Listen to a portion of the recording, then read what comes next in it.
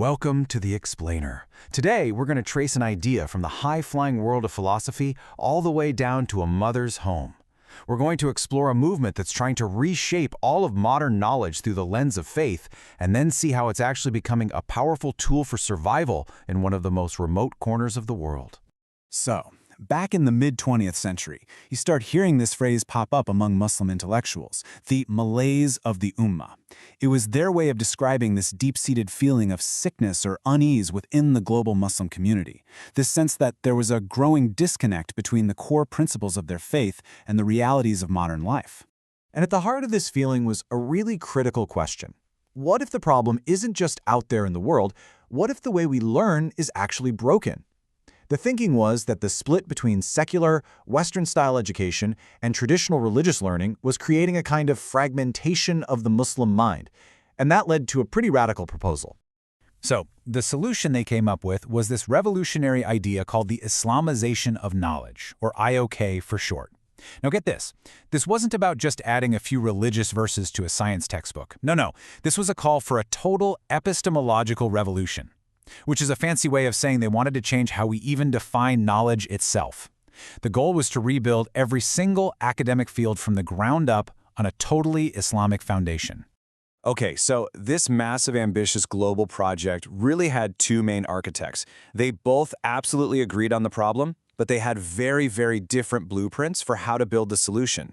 On the one hand, you've got Ismail Raji al-Faruqi. He came up with this highly systematic 12-step plan. His idea was, first, let's master all the modern disciplines, and then we'll synthesize them or blend them with the Islamic legacy. But on the other hand, you had Sayyid Muhammad Naqib al-Attas. He was focused on something deeper, a kind of spiritual purification. His approach was all about de-Westernizing knowledge first, basically isolating and removing secular ideas at their root. And you can really see the difference when you look at their goals.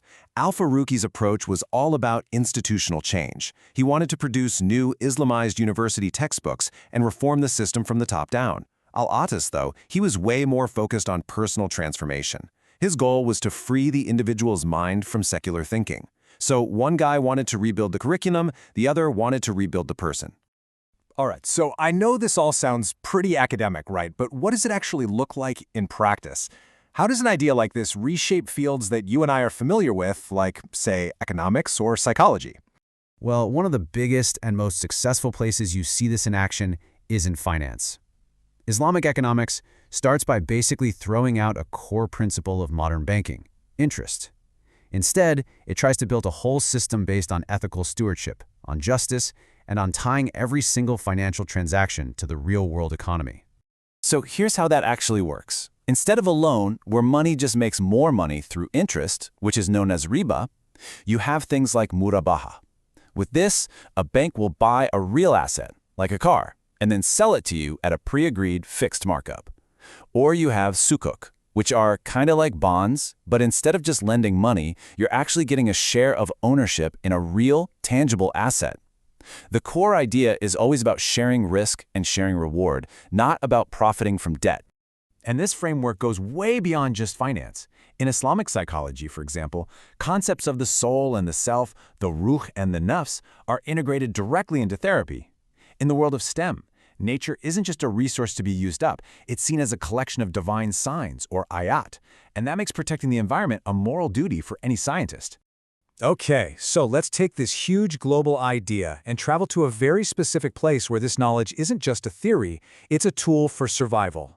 The remote Tawi-Tawi archipelago in the southern Philippines. I mean, this is a community that is facing some pretty immense challenges. You've got geographic isolation, you've got economic marginalization, and the school system itself is a source of conflict. You have secular public schools that often feel totally disconnected from the traditional religious madaris. And the kids? They're often caught right in the middle, between two worlds. For so many families here, especially indigenous groups like the Samadi Laut, all of this adds up to what researchers call a deprivation trap. It's this brutal, vicious cycle of poverty and lack of opportunity that is just so hard to escape. So the question is, how on earth can a community break a cycle that seems unbreakable? Well, according to this framework, the answer doesn't start with government policies or big international aid programs. It begins in the home. And it starts with the person that Islamic tradition calls the first school. You see, in a place like Tawi-Tawi, where you can't always count on formal institutions, mothers become the primary architects of a child's entire world. They're their education, their moral compass, their connection to their culture. They are the Madrasatul Ula, the first and, arguably, the most important classroom a child will ever know. And this is where that huge, abstract theory of EOK becomes an incredibly practical, everyday parenting guide. A mother isn't just a caregiver, she's a knowledge mediator, connecting a science lesson about the local marine life to the absolute wonder of creation. She's a spiritual guide, teaching that any action, even a simple chore, can become an act of worship if you do it with the right intention, or niyyah. This is pure alatas. This is his vision of personal transformation in action. And this all translates into simple, concrete actions. Bedtime stories aren't just fairy tales, they become biographies of inspiring figures from history. Teaching conservation of Tawi-Tawi's incredible marine ecosystem isn't just a school subject, it's a daily lesson in stewardship. This is how kids are empowered to navigate this really complex modern world while staying deeply rooted in their faith and who they are. So when you step back and look at it, what we've seen is this incredible journey, right? We've gone from a really complex academic theory being debated by intellectuals across the globe, all the way down to the simple, powerful act of a mother teaching her child how to see the world. You see, for the community in Tawi-Tawi, this kind of integrated knowledge is so much more than an educational philosophy. It is a genuine survival strategy. It provides a kind of shield against cultural dislocation, and it makes sure that the hunt for a better life is never separated from the search for spiritual meaning.